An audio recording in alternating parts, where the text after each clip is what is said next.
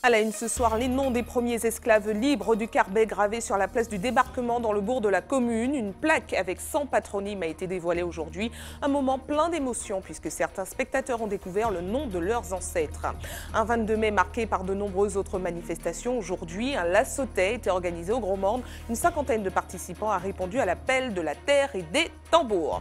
La cuisine antillaise au cœur du festival de la gastronomie française. Nos chefs martiniquais ont montré leur savoir-faire face à des grands noms étoilés. Les saveurs locales ont été mises à l'honneur dans des plats gastronomiques. Et puis en sport, 126 coureurs se sont affrontés dans la course du Nec Marron aujourd'hui entre Schellcher et le Prêcheur. Un relais en 9 étapes pour les hommes et 5 pour les femmes remporté par la mairie sportive dans les 2 catégories.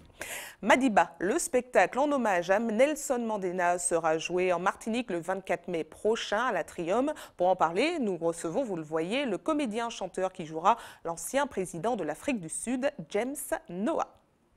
Bonsoir à tous, heureuse de vous retrouver dans cette tranche info que vous pouvez suivre en direct sur Facebook. Une édition qui sera essentiellement marquée par les manifestations de ce 22 mai. Nous commençons tout de suite au Carbet où la municipalité a dévoilé ce matin une plaque sur laquelle figurent les noms des 100 premières familles libres de la commune. Un moment émouvant pour les spectateurs dont certains ont retrouvé le nom de leurs ancêtres. Reportage de Louis Sabas. Le moment est solennel, le voile tombe et les noms, prénoms, âges et numéros de matricule d'une centaine d'esclaves devenus libres est révélé au public. Un moment chargé d'émotion pour certains membres de l'assistance. Ici, là, tu vois, ça c'est le nom de ma mie. Je retrouve le nom de ma mère, Marcus, le nom de mon père, Gémieux, et en process de ma petite nièce pour lui expliquer en fait comment on s'est arrivé là. J'ai longtemps cherché mon identité et je me demandais mais qui sont mes aïeuls, parce que j'ai entendu qu'on venait du Bénin et savoir qu'il y a eu un de mes aïeuls esclave, ça fait quelque chose. Cette plaque commémorative du 22 mai 1848 ne contient qu'un extrait des noms des familles libres. Au Carbet, ce sont 900 patronymes qui ont été enregistrés par les officiers d'état civil de l'époque. Pour les retrouver, un important travail de recherche a été effectué. Avec mes amis donc, du CM 98, en m'appuyant sur des documents qu'ils avaient édités eux, nous avons cherché le nom des Carbétiens. Donc le président, en l'occurrence Serge Romana, m'a transmis 900 noms de Carbétiens et à partir de là, à partir de ces 900 noms, j'ai cherché les noms qui étaient les plus parlants pour la population d'aujourd'hui. Dévoiler ces noms, tout un symbole. C'est dans cette commune qu'a débuté l'une des plus importantes révoltes d'esclaves de Martinique. Du Carbet, elle va s'étendre à Saint-Pierre en octobre 1822. Le Carbet, disons, ça a été une terre de résistance. Pendant ces années d'esclavage, il y avait souvent des révoltes d'esclaves qui ont été aussi étouffées assez vite, mais ce n'est qu'après qu'il y a eu cette grande insurrection qui a permis aux esclaves, qui a conduit aussi, qui a contribué à l'abolition en 1848. Le Carbet ne disposait pas encore de monument mémoriel, c'est désormais chose faite, non loin de la plage où Christophe Colomb a débarqué. Nous devons nous inspirer du passé, nous devons nous inspirer des atrocités, nous devons nous inspirer de l'histoire pour que jamais cela ne recommence. Pour que nous puissions transmettre à nos enfants, à nos petits, toute cette histoire pour que jamais ces errements, ces atrocités, ces plaies qui ont souillé l'humanité ne puissent recommencer. Ces noms ne seront pas les seuls à être exposés dans la commune du Nord. D'autres plaques semblables devraient prochainement être inaugurées au Carbet. Et au Gros Morne, c'est sous forme de lassotais que le public a été invité à commémorer l'abolition de l'esclavage. Une formule choisie par les associations Lassotais et Lakoua. Environ 50 personnes ont répondu à l'appel du coup de main en musique. Alizé Lutran et Guillaume Bacoul étaient également de la partie. Regardez. Les premiers coups de bêche sont donnés au son des tibois et des tambours.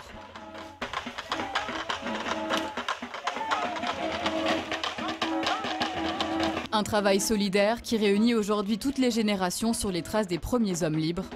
C'est cette terre, en 1848, qui a permis aux esclaves libérés d'accéder à la propriété. Le lien fort, c'est la notion d'unité. La notion d'unité qui veut que les gens, à l'époque, les premiers libres, se sont organisés en société la terre pour pouvoir travailler la terre et pour faire exister la société, pour faire exister la famille. Donc aujourd'hui, nous reprenons ce même concept le 22 mai, date symbolique, donc pour commémorer, pas fêter le 22 mai, mais commémorer et se dire, Romain a fait ça, nous a permis de nous libérer. La date anniversaire de l'abolition de l'esclavage était l'occasion pour certains parents de transmettre la tradition à leurs enfants, comme cette mère venue avec sa fille. C'est question qu'elle soit informée de ce qui se passe, quoi. Effectivement, c'est peut-être pas assez fréquent, ou alors ça se fait dans des petits regroupements isolés. Donc c'est d'autant le moyen de faire connaître et qu'elle s'imprègne de ça. Après 2 heures d'efforts, plus de 200 mètres carrés de terrain ont été labourés. Les participants ont souhaité marquer de leur empreinte le sillon laissé par leurs ancêtres esclaves. Ça nous apporte beaucoup de bonheur, beaucoup d'orgueil, et puis surtout pour les gens qui sont autour de nous. C'est une façon d'honorer nos ancêtres et puis de marquer le jour et puis la fête. On est en pleine communion avec nos ancêtres puisqu'on reproduit ce qu'ils faisaient avant, avec un peu plus d'entrain. Tandis qu'un événement normal, tu regardes, tu participes pas trop, à part pour les marches, mais sinon là, tu participes vraiment, on est ensemble. Et pour que la commémoration de ce 22 mai soit complète, un repas traditionnel a conclu cette journée, au cours de laquelle personne ici ne souhaitait être simple spectateur. Et au centre de l'île, le traditionnel rendez-vous au rond-point du Vietnam héroïque en ce 22 mai a été respecté. Plus de 500 personnes se sont rassemblées au son des tambours et autres tibois pour un moment de partage et de mémoire. Alizé Glutran et Guillaume Bacoul ont capté l'ambiance. Regardez.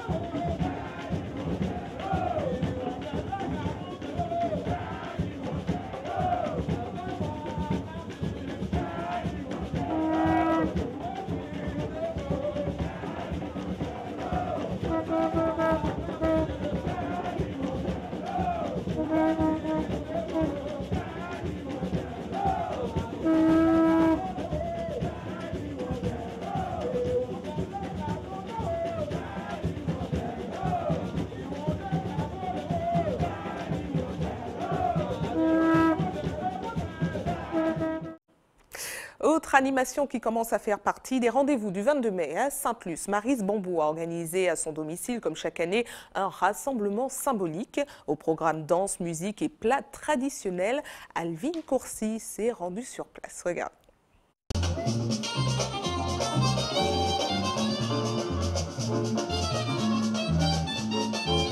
Cet après-midi, tout est organisé chez Maryse pour que chacun commémore le 22 mai 1848 à sa manière. Disons que tout le folklore martiniquais dans son ensemble est représenté. Donc nous avons bien sûr du Bel-Air, de la Haute-Saille, les ballets Mazouka Biguine, les conteurs, enfin le folklore martiniquais dans tout son ensemble. Les invités, eux, se chargent de porter les mets, les repas, les boissons. Certains participent à l'achat des consommables, c'est-à-dire les assiettes, etc.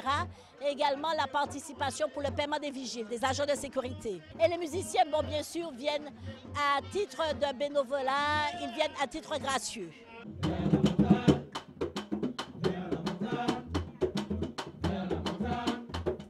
Et chacune des musiques et des danses a une signification bien particulière. C'est nos ancêtres qui regardaient en fait, les maîtres danser, c'est-à-dire que les maîtres qui exercent avec les esclaves, etc. Et c'est à ce moment-là qu'ils ont regardé ce qu'ils faisaient et à ce moment-là, ils ont mis la biguine à leur façon. C'est un sentiment de liberté, mais aussi on revoit toute la souffrance des ancêtres, hein, ce qu'ils ont vécu et puis comment ils arrivaient à, pour justement extérioriser cette souffrance, se faire plaisir et faire passer la souffrance par la danse et se rencontrer. C'est un moyen de rencontre aussi également pour eux. De la musique en passant par la danse, la réussite d'une célébration chez un particulier passe aussi par les assiettes. Il y a de l'igname, il y a de la viande, il y a du poisson, il y a tout. C'est un rendez-vous chez Maryse, donc on y vient parce qu'on est bien ici. Il faut dire qu'on s'est battu tellement pour que ce jour soit jour férié, donc les gens restent chez eux, mais les gens fêtent. Hein. Les invités ont répondu présents en nombre et c'est pour eux une responsabilité de tout un chacun de ne pas oublier près de 200 ans d'asservissement. En fait, on se retrouve entre amis souvent. Et puis, je crois que la commémoration n'est pas affaire de collectivité, mais c'est chacun de nous qui doit faire quelque chose. Hier, j'étais à une fête de la nature. C'était dans le même esprit. Et je crois que si nous ne nous prenons pas en main, personne ne fera rien pour nous. Les danses ont continué tout l'après-midi jusqu'en début de soirée pour que les rythmes des tambouillets résonnent dans nos mémoires et avec eux, l'histoire de nos ancêtres. Et nous refermons ce chapitre consacré aux animations de ce 22 mai au siège de la CTM. Chouvalbois, danse, j'ai entendu longtemps, théâtre, conte et slam ont été proposés dans le jardin de Plateau-Roi. Louis Sabas a capté l'ambiance sur place. Regardez.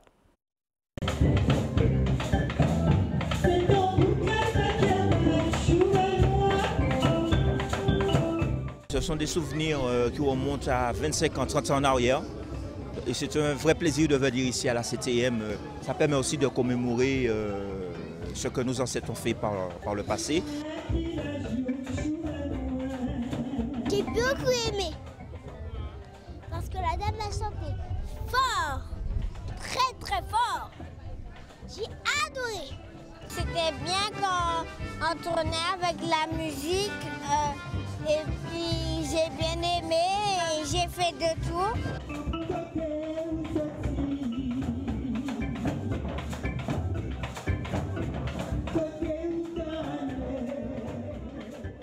Une fois qu'il y a cet événement, je me rapproche de tout ce qui est culturel.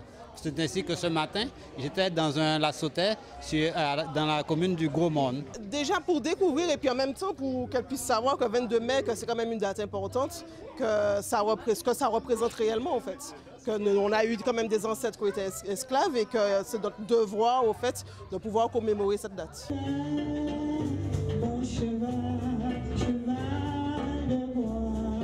Que j'aimais pour cette journée, j'aimais tout ce que j'ai, mes tripes comme on dit, tout ce que j'ai en moi, je sens que ces jours-là, j'ai envie de commémorer. Il faut que je me déplace. Je vais à droite, je vais à gauche. Hier j'étais au Lamentin et aujourd'hui je suis ici.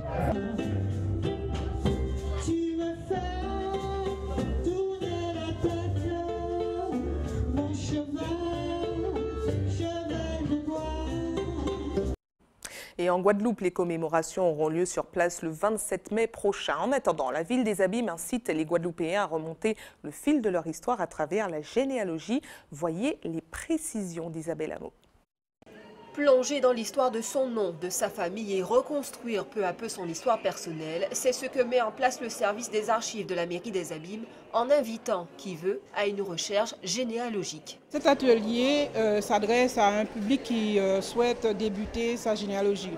Alors aux Abîmes, depuis je dirais à peu près 6-7 ans, où nous sommes penchés sur ce travail-là, en lien avec CM98. La recherche généalogique, une véritable aventure qui passionne un nombre grandissant de personnes. On a constaté un engouement pour la population de venir rechercher leurs ancêtres. Et c'est aussi une des missions du service des archives, dans le cadre des ateliers culturels et éducatifs, de mettre en place des actions qui permettent aux gens de valoriser le fonds archivistique que nous avons. Et pour renforcer cette recherche, des objets d'antan sont exposés pour retracer l'histoire de nos ancêtres et rentrer dans leur monde issu d'une autre époque. Cette exposition s'intitule « Au temps de nos aïeux ». Alors inévitablement, on ne peut pas parler de généalogie si on ne parle pas aussi des anciens objets que nos aïeux, nos grands-parents ont utilisés. Alors, on a essayé de monter une petite scène en passant déjà par la cuisine, la salle, les objets qu'il y avait dans la maison jusqu'à là où ils allaient pour leurs propres besoins aussi. Donc on a un peu tout le monde a essayé de contribuer, de retrouver des objets dans les familles, dans les maisons qui sont fermées et qui regorgent de souvenirs. Les ateliers de recherche généalogique débuteront la semaine prochaine. Direction Paris maintenant, où la gastronomie française a été mise à l'honneur ce week-end. De nombreux grands chefs ont présenté leur savoir-faire sous la verrière du Grand Palais. Parmi eux, des Martiniquais qui ont montré qu'ils pouvaient vraiment rivaliser avec les plus grands grâce à nos saveurs locales. C'est un reportage de notre correspondant Éric Dupuis. Vous allez faire la préparation en direct, l'étaler et après la mettre sur la plaque qu'on mettra au frais. Vous allez mesurer et portionner pour tout le monde. Et c'est parti pour un praliné feuillantine à la cacahuète et aux nombreux ingrédients des Antilles. Sous la nef du Grand Palais, les petites mains s'affairent, découpage de bananes, épluchage de fruits de la passion pour un dessert haut de gamme à l'accent créole. Là, on est plongé au cœur de la Martinique avec des bananes caramélisées. Voilà, on n'a pas l'habitude en fait dans la gastronomie française d'avoir ce genre de choses, donc c'est une vraie découverte. On a appris à faire une brunoise de bananes. Oui, bien sûr. J'ai des enfants mais je n'en avais jamais fait. Ces visiteurs à l'intérêt prononcé pour le bien manger réalisent ici un rêve, celui de côtoyer les plus grands chefs français. Pour cet atelier, c'est le Martiniquais Louis-Philippe Vigilant qui a fait le déplacement depuis Dijon où il officie dans un restaurant étoilé pour prodiguer ses précieux conseils. Chaque personne a fait la pâtisserie à sa façon et puis c'est pas important. C'est important surtout pour l'image de marque de la destination Martinique. Le public, plutôt haut de gamme lui aussi, du rendez-vous n'est pas vraiment au fait des richesses culinaires martiniquaises mises en avant au festival. C'est pas que la partie touristique, c'est plutôt la richesse et la diversité qu'offre la Martinique. Contrairement aux autres stands des chefs étoilés, ceux qui ont fait le déplacement de Martinique ne font pas payer leur dégustation. Cette gratuité attire encore plus les foules. Tout est délicieux, la passion était bonne, même la compotée de bananes était exceptionnelle, on s'est régalé. En se positionnant au plus près des plus grands cuisiniers français, la Martinique veut s'imposer comme une destination premium et attirer une cible nouvelle, les amoureux de la gastronomie. De retour en Martinique avec Madiba, le spectacle en hommage à Nelson Mandela qui sera joué le 24 mai prochain au Tropicatrium. Pour en parler, nous recevons le comédien-chanteur qui jouera le rôle de l'ancien président de l'Afrique du Sud, James Noah. Bonsoir. Bonsoir Sabrina. Merci d'avoir accepté notre invitation. Alors, vous jouez le rôle de Madiba. On le rappelle, c'est le surnom qui était donné à l'ancien président de l'Afrique du Sud, Nelson Mandela. Alors, qu'est-ce que ça vous fait de jouer un rôle aussi important? Est-ce que ça me fait? Pour moi, c'est un honneur, c'est un privilège, parce que Nelson Mandela, ça reste quand même une personne historique, ça reste un grand homme. Et pour moi, jouer ce rôle-là, pour moi, c'est tout un honneur. Alors, comment on se met dans la peau de Nelson Mandela? Comment est-ce qu'on se met? On bouquine, on s'informe, on se documente. Et après aussi, je pense qu'on puise en nous aussi, parce que moi, en étant noir, j'ai aussi vécu des choses... on va dire du racisme, et donc je puise dans tout ça, dans toute cette colère, toute cette rage,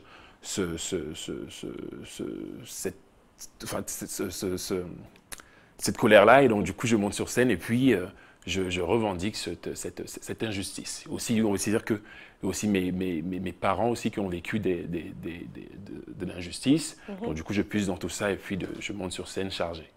Alors, il s'agit également d'une histoire d'amour quasi impossible en pleine apartheid. D'accord, dites-nous en plus. C'est ça. Donc, du coup, en fait, Nelson Mandela, la comédie Madiba, donc il y a l'histoire de Nelson Mandela qui est là en fil conducteur.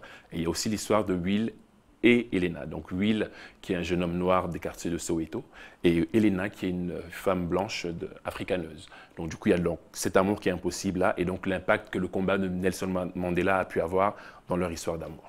Alors, un spectacle où on retrouve de la danse, du théâtre, du chant, des animations projetées. C'est un vrai show. Alors, comment on fait pour tenir sur scène? On tient parce qu'on a de bons comédiens, on a une belle histoire, donc du coup, c'est tout ça qui nous tient. Et donc, c'est ça. Alors, c'est quoi la préparation physique? La préparation physique, pour ma part, je n'en ai pas. Donc, je n'ai pas de préparation physique. Nelson Mandela, il ne danse pas ou il ne fait pas ce genre de truc-là. On se concentre et on monte sur scène chargée. On sait pourquoi on est là. Et pour nous, c'est un privilège déjà de venir ici, en Martinique, avec ce message de Nelson Mandela, qui est vraiment un message humaniste, de paix, d'amour, de partage, de tolérance envers les autres, et venir ici en Martinique avec ce spectacle-là, ça représente beaucoup pour nous. Alors, vous avez déjà eu 65 représentations. Comment votre spectacle a-t-il été accueilli? Très bien, parce que donc, du coup, ça fait en sorte que nous venons ici. Si ça dure, c'est qu'il y a une raison. Voilà, donc du coup, on est vraiment content que les gens aiment. Les gens aiment tous les soirs. Après le spectacle, on a de super beaux messages d'encouragement et puis nous sommes là et ça continue. Et comment vous abordez le public martiniquais? Vous avez vu en début d'édition, nous sommes proches des traditions et tout ça. Et comment vous abordez ça? Je pense que nous, on a vraiment le même combat. On a vraiment le même combat, l'injustice. Parce que nous aussi, donc, en Afrique du Sud, ils ont vécu la même histoire, on va dire, oui, ils ont vécu la même histoire qu'en Martinique, l'injustice, le racisme. Et donc voilà, donc du coup, en venant ici en Guadeloupe, ça va leur parler aussi, en Martinique, ça va leur parler aussi ce message de Maziba. Très bien. Merci à vous d'avoir répondu à nos questions. Et puis on rappelle que le spectacle aura lieu le 24 mai prochain au Tropique Atrium. C'est ça. Merci à vous. Merci Sabrina. Restez avec nous à suivre dans un instant. Nous parlerons cyclisme avec le Grand Prix du 22 mai qui s'est terminé cet après-midi à Rivière-Pilote. La compétition a été remportée par Freddy Vargas du club guadeloupéen USCCP. Et puis dans notre JT des communes, Hubert Bornil nous emmènera à la savane des esclaves aux Trois-Îlets, un lieu hautement symbolique en ce 22 mai.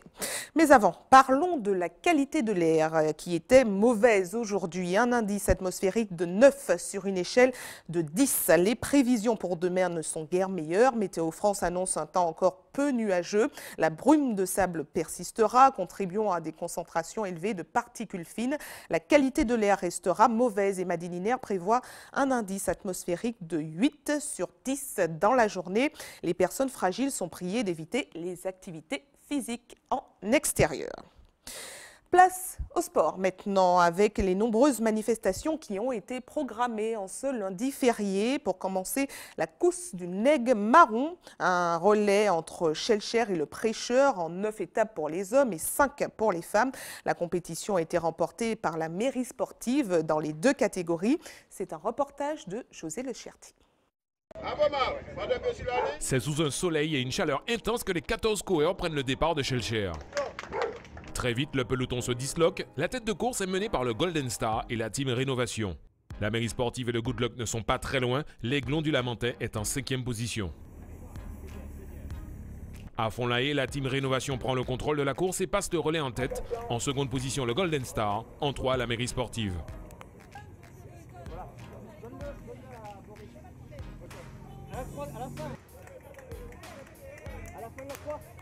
À l'approche du vétiver, la donne change, la mairie sportive et l'ACS prennent les commandes.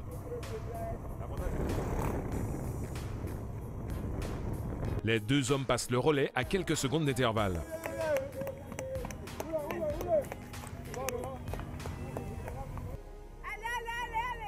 À ce stade de la course, la mairie sportive en pole position, suivie de l'Athletic Club, Saléen, en 3, la team Rénovation. L'ACS crée la surprise avec Vinus, sa plus jeune recrue. Il franchit la côte de casse-pilote en solitaire et relègue loin derrière la mairie sportive.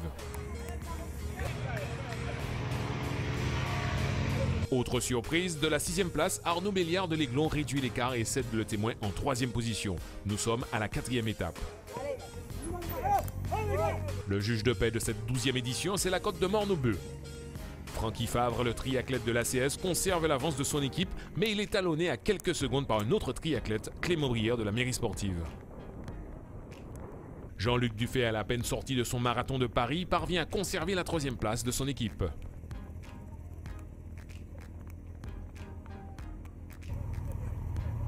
L'ACS perd la tête de course aux dépens de la mairie sportive. Loïc Mondésir met les bouchées doubles au Carbet. Il concède plus de 2 minutes à ses rivaux.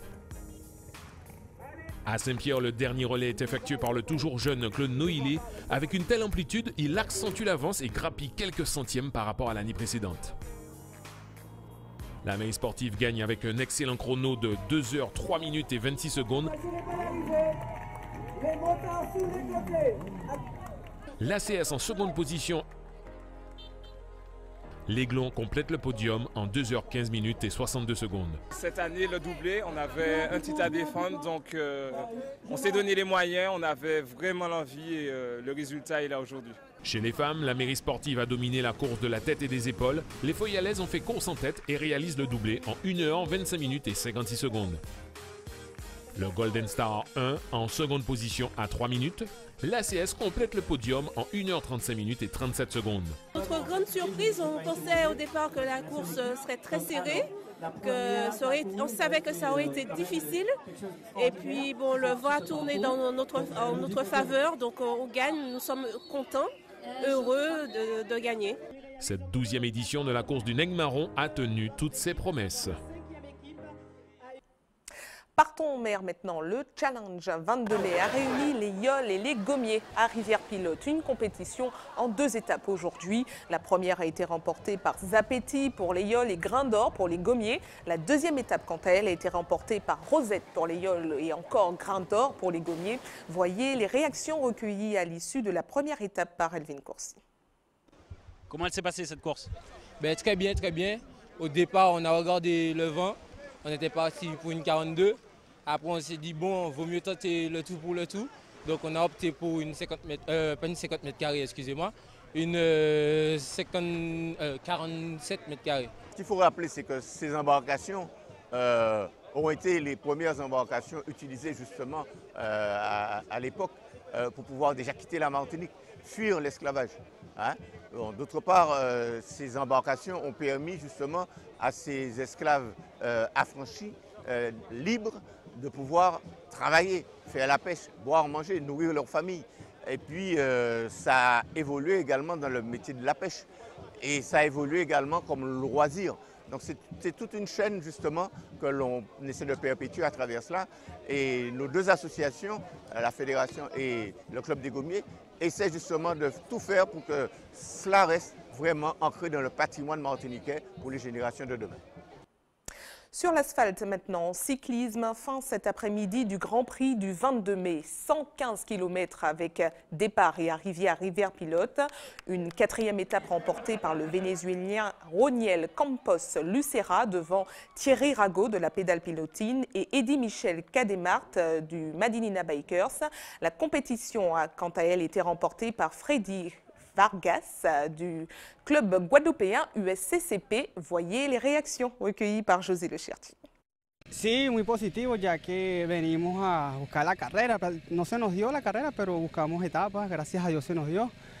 Contento con lo que se dio. Ayer un compañero tercero, hoy yo gano la etapa. Ya hemos ganado 2 etapas. Feliz con el trabajo que venimos haciendo. No tuvimos la fuerza suficiente para ganar la carrera, ya que hubo momentos de que tuvimos días malos, calambres, no estábamos acostumbrados al clima, ya nos adaptamos y gracias a Dios se nos dio hoy la carrera de hoy. Okay. Alors dès la première étape, ils étaient très mal parce qu'ils avaient très mal aux jambes, ils étaient crampés et tout. Et là, ils ont fait 2 victoires, 1 place de 3. Donc ça ne peut être qu'une très bonne chose pour eux, malgré qu'ils n'ont pas gagné la course. Très bien préparé à la Venezuela, à la Guadeloupe, porque saber que la compétition à la Martinique, c'est mucha montaña. Donc il a dit qu'il s'est beaucoup bien préparé au Venezuela, à la Guadeloupe, parce qu'il sait que la compétition est beaucoup difficile. À partir de la 2e étape, c'est l'USCCP qui avait la même mise sur cette édition, avec notamment un grand Freddy Vargas, bien épaulé par José Chacon et puis ses coéquipiers de l'USCCP aussi sur cette édition. Donc on a vu surtout les grimpeurs, parce que c'est vraiment une course qui est très difficile. On a vu aussi une montée de maternité cet après-midi, avec des attaques de toutes parts, des montées de toute beauté. On a vraiment l'impression qu'on est dans les grands tours quand on a des compétiteurs comme ça avec des grimpeurs.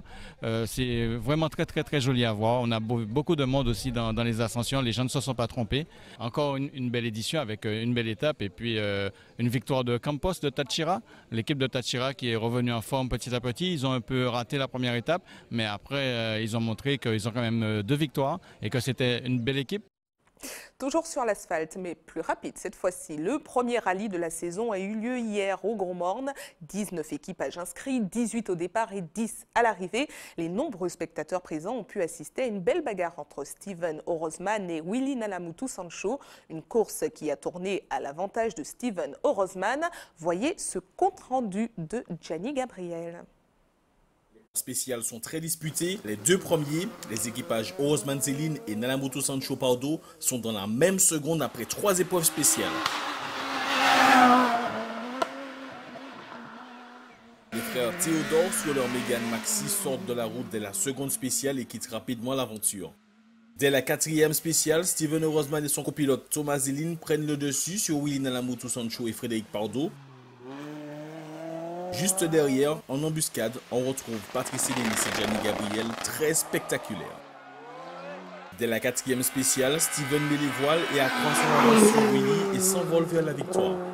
Willy Nalamoto Sancho, second, est cependant satisfait de sa prestation.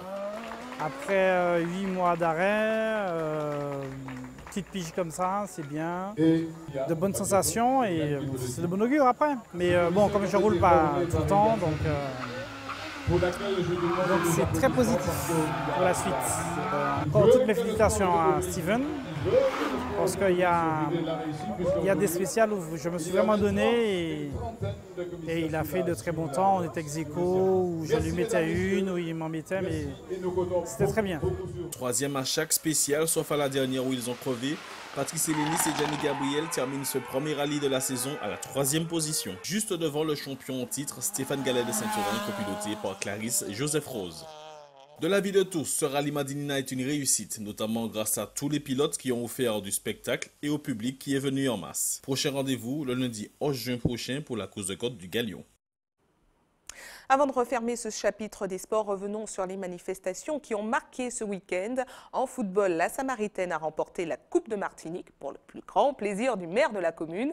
Et puis en handball, les affiches des finales de la poule des âges sont connues. Retour sur un week-end de sport avec José Le Chertier, Loïc Régis, Marc-Olivier Dream et bien sûr, Karil Chassol. En handball, à l'issue des matchs d'appui hier soir, les affiches de la poule des As sont connues. Chez les femmes, l'Arsenal a battu le Réveil Sportif 33-21. Les Robertines affronteront en finale l'USC Citron.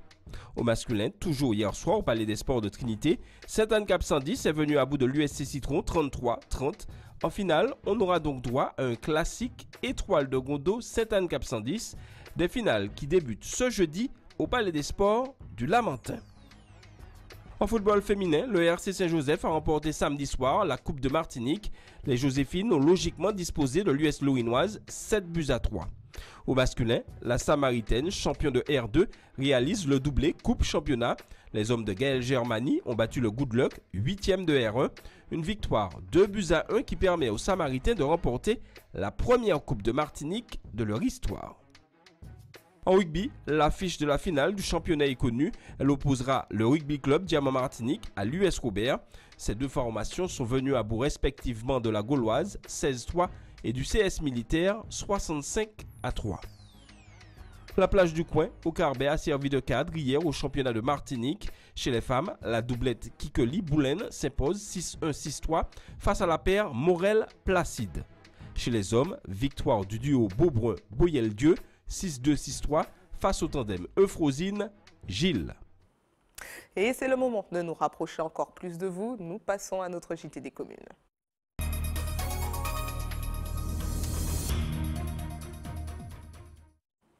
Un JT des communes qui commence aux Trois-Îlets. Hubert Bornil vous emmène en ce 22 mai à la savane des esclaves, un lieu bien évidemment qui retrace l'histoire de nos ancêtres. Regardez.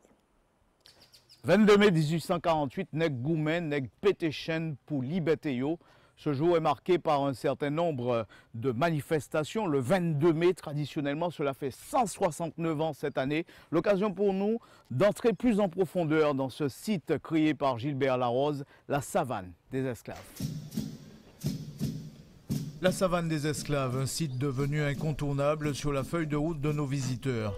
Un espace de mémoire et d'histoire où les essences rares côtoient le bakwa, le cotonnier ou encore le manioc. Nous avons parlé de l'histoire, c'est bon à attendre. Mais c'est bon à pas penser qui manière, dans quelles conditions que ces esclaves-là vivent dans le champ. C'est comme on a dit c'est tout ça des fois. Quand ils ont montré les autres, par exemple, en habitation, ils ont fait déguster homme là, ils ont mettre la maison du maître.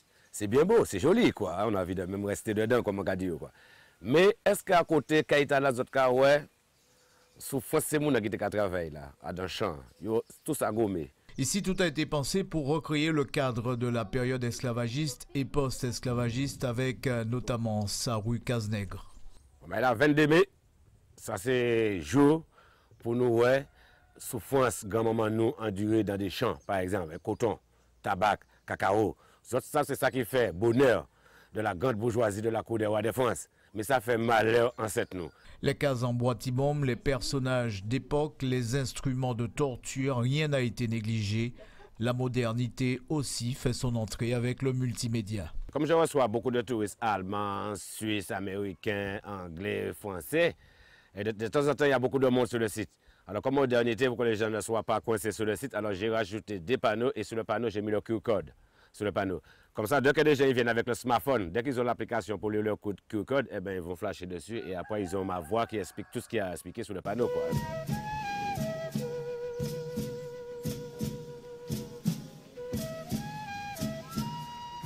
Côté visiteurs, tout au long de l'année, les groupes se succèdent et l'émotion est toujours au rendez-vous. C'est un site magnifique qui est chamboule, hein, vraiment chamboule parce que ça rappelle notre histoire. Et c'est vraiment beau, quoi. Monsieur Larose a fait du bon travail et je le félicite. Mais vraiment, il faut aller voir ce site parce que c'est vraiment quelque chose à voir absolument quand on vient en Martinique. Moi, tout le monde qui est venu regarder moi ça. Et c'est étonné, quoi, parce qu'il a dit, bon, je t'ai parlé de la savane des esclaves, mais mettez pied, depuis mettez pied devant la porte là, c'est qu'on s'est dit, aux années en vibration, ils ont ressenti, ça vous un changement, il y a des gars qui ont venu en chien de poule, qui sont arrivés, quoi, parce que ils ont senti la savane des esclaves, ils sont venus parce que, au cas là, quoi, on peut entrer dans le cas là. Ou payer, quoi, c'est pas maquette, quoi. Mais la savane des esclaves n'a pas que des adeptes. Ses premiers détracteurs sont certains Martiniquais, peut-être honteux de notre histoire. Ils ont presque babillé puis moi parce que je considère que ça s'est relevé, qu'ils ont passé, il faut passer à autre chose. Nous, en 2017, il faut passer à autre chose, il faut faire quelque chose d'autre, quoi. Et comme on dit ces mots-là, on ne peut pas passer à quelque chose d'autre sans connaître l'histoire. Ah ben, c'est ça, bon 22 mai, nous peut souhaiter aux autres une belle remontée dans le temps et puis on a pu découvrir pas mal de choses. Ça, c'est qui ça? Mille établis, Tchébé. Information pratique avant de refermer cette édition pour ceux qui souhaitent faire un don de sang demain. Un camion de l'EFS sera stationné de 9h à 14h sur le parking de Carrefour Market à Rivière-Salée. Comme chaque jour ouvré, une équipe sera également à votre disposition de 9h à 16h à la Maison du Don au CHU Pierre-Zobda-Kittmann au quartier La Ménard à Fort-de-France. Et c'est la fin de votre journal local et régional. Mais ne bougez pas, on se retrouve dans quelques instants avec Antje Peya. À tout de suite.